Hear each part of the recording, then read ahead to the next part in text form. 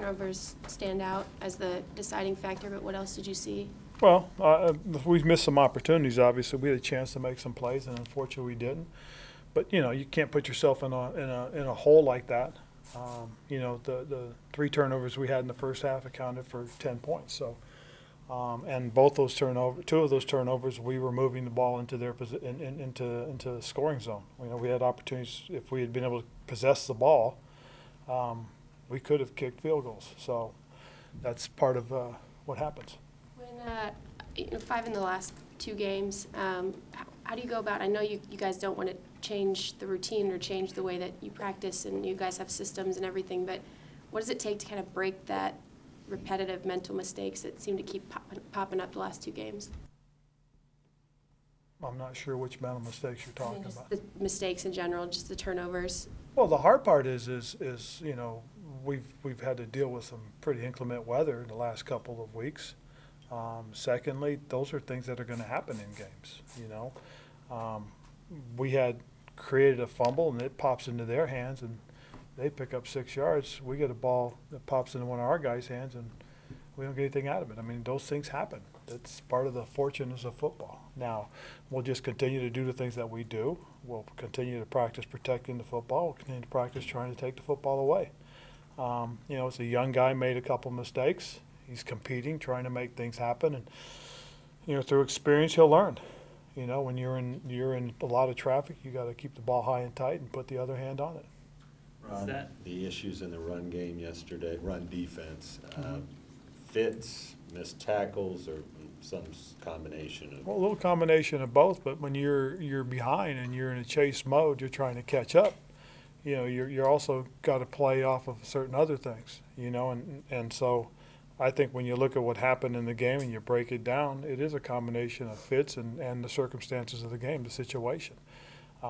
As we got closer to them, we played better, and then when we had an opportunity to stop them, we had a couple of bad mistakes. You know, we jumped off sides against a face mask penalty, you know, the last couple drives they had. So those things cost you.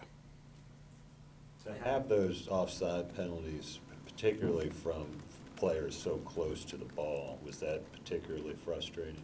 Well, the frustrating part is how close they were to if we could hold it just a little bit longer. You know, it's the unfortunate part of the game as far as discipline is concerned, because it's, you know, the last year we were the least penalized team. This year we're one of the least penalized teams. You know, it's just kind of interesting that we had 8 this week, and it's unfortunate, you know, because, again, we have been, like I said, one of the least penalized teams last year and so far part of this year. How much do you attribute where the team is right now to maybe just growing pains of a lot of new guys influxing young players? I think that is a big part of it. You know, again, we have 3 new coordinators. We have a lot of young players that we're trying to develop and get them going, have them become part of what we're doing. We had a couple of guys come back from, you know, from hiatus. They're out there on the field again, and just, again, you got to kind of develop that rapport again. But still, you know, we put ourselves in a tough position, then we climbed out of it and gave ourselves a chance. So that's a plus to a degree, but the truth of the matter is we still lost the game. TD made a couple big plays in pass coverage. What do you think of his game overall? It was good to see him back out there. He did some nice things. You know, I thought he handled the man coverage situations very well. You know, he was running with some pretty doggone fast players. And that's TD's game. He's an explosive guy that can move, and you know, he made a couple of nice tackles as well. So it was really good to have him on the field.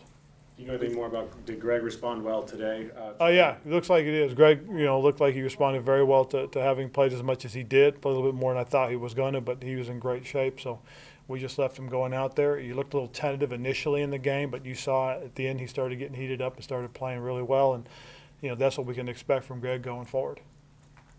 With DJ, how is it possible to balance between trying to get those extra yards and knowing when to go down? Is that just an experience thing that comes with time? It's an experience thing, because I promise you, probably in college football, he probably broke a lot of those plays, which we did see on tape. But again, it's also knowing that when you're surrounded, when there's a lot of population around you, you've got to know to protect football, and I promise you, he'll learn that. The guys can be a valuable part of what we want to do, and on special teams and in offense. Seemed like he was on the field a lot, and Curtis Samuel wasn't in for a lot. Was that scheme-wise something that you saw on tape from Washington? I think that had a lot to do with the situation we were in terms of what we do with each package of player. So a little bit it has to do with the scheme, a little bit has to do with the situation. Similar Important was question it? on C.J. Anderson's reps, Ron. Same thing. Again, we're going to play the guys as, the coaches see fit. How important was it for DJ's confidence for you guys to continue to keep him on the field, continue to target him throughout the game? I think it's very important, and whether we target him as a primary receiver or not, being on the field is probably the most important thing. Cam's the one who targets, and going through his progressions and getting the ball to him, I think that was very important because when you look at it, he targeted DJ 5 times and had 4 completions, so that's big. It just, we've just got to make sure in certain situations you know and you're aware, and you protect the football. And as I said yesterday, he was victimized by a guy that knows how to do it. Ron, what did you think of Devin's game yesterday and the year he's had so far? Well, I think that's kind of, how it's going to be, because I know there's a lot of concern about Torrey Smith as well, and, a lot of it just depends on the situation of the game. These guys will get opportunities, and when they get opportunities, they got to make plays. I thought Devin made the plays that, he is more than capable of. He made the kind of plays we saw him make last year in several key games, Detroit coming to mind from last season, so he had that kind of game, and when guys like that perform and give you opportunities, you can win. I thought Torrey did some really good things, and he became the focus on one of our drives, and Cam found him and got the touchdown, and then turned around and had him on the 2-point conversion. There was a play we had earlier in the game where Cam went to throw a deep ball, and unfortunately he couldn't follow through and came up short, but he had run a really good route, ran a double move on their corner, and had about 3 or 4 steps on the corner. If we could have just got a good clean throw out, that could have been a touchdown. So, the guys are when they get their opportunities, they seem to be stepping up. On the final drive of the game, I think it was 2nd and 5, 3rd and 5, and then 4th and 5 eventually. Was there a plan to get the first down, or was it just part of the reads Cam going to? Part of the reads. The play calls give the quarterback some options, and he'll go through his progression. So as we go through it, part of it's execution, and part of it's, maybe we could have made a different call, but those plays had opportunities. When you get a chance to watch the tape, you'll see them. Ron Julius came through with his first sack of the season on that strip sack, and I know you faced a lot of questions about the pass rush last week, but did you like the way he affected Smith with 3 sacks, and I think it was 7 quarterback hits? It seemed Yeah, and we got a big grounding as well that took them out of field goal range in the first half. I mean, it's interesting because I know a lot of people were talking about the pass rush, but I saw an interesting stat on us that the last 3 years at that same junction, we were right around 9-10 sacks as a team and ended up finishing in the top 5, I believe, in all 3 years. So I think it's just a matter of working towards it more than anything else, and I think if we can continue to work hard and get better and better and hit our stride, I think we can be right back where we've been in the past. So I'm not too worried about it, especially as you pointed out how many times we affected the quarterback, and that's a big part of it. With the defensive line rotation, there's so many big stars on that line. K'Wan Short, Dontari Poe. A guy like Kyle Love had a lot of snaps yesterday. It seemed like he was in the backfield. Yes. What are you seeing from him?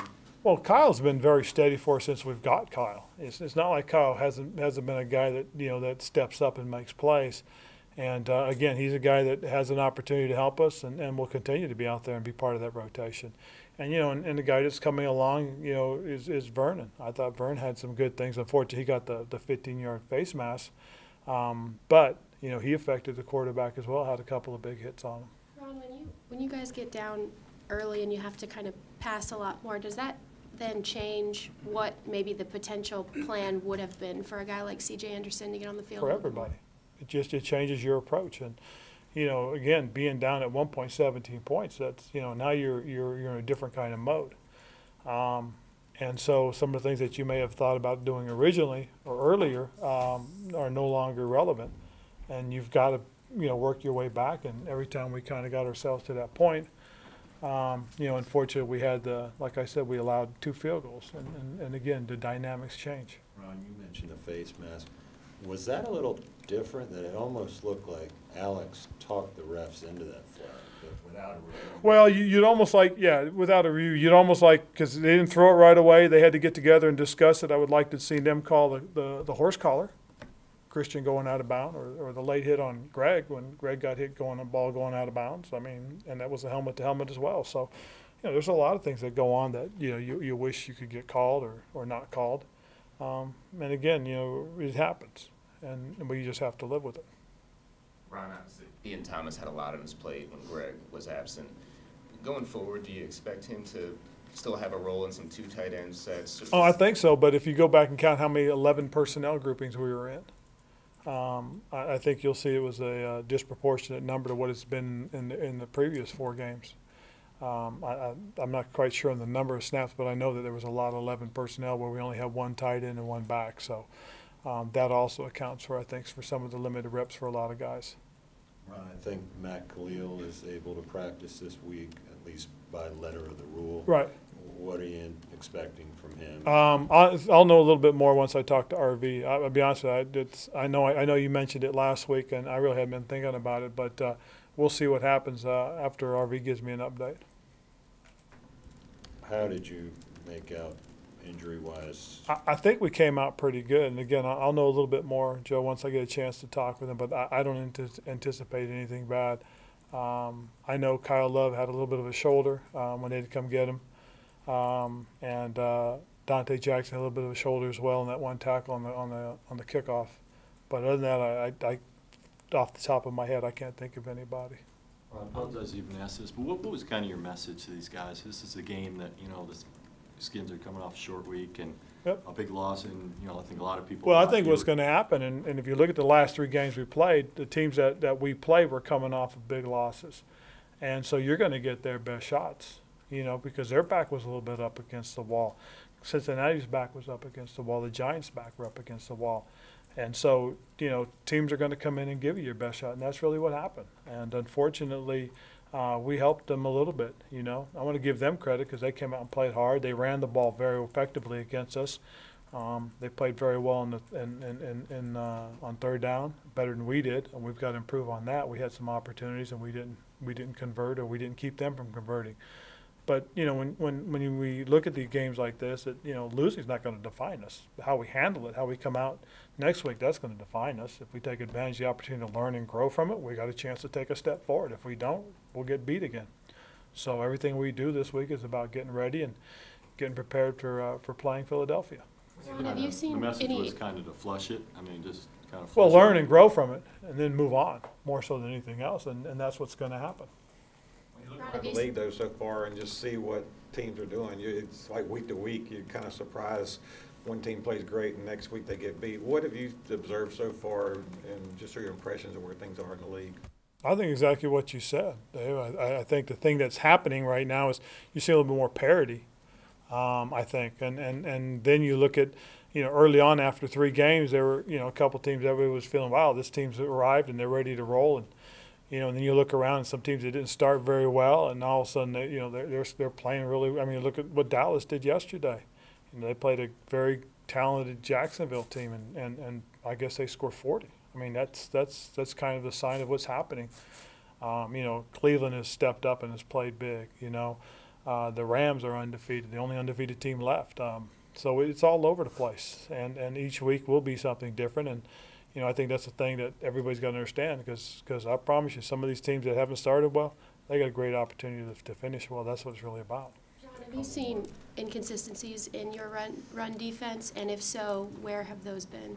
Well, I've seen inconsistencies in what we've done as far as stopping the run. Yes, I think part of it has been about gap control more than anything else. We are a gap control defense, and that's the thing that's kind of good about what we do, because you find out who's accountable.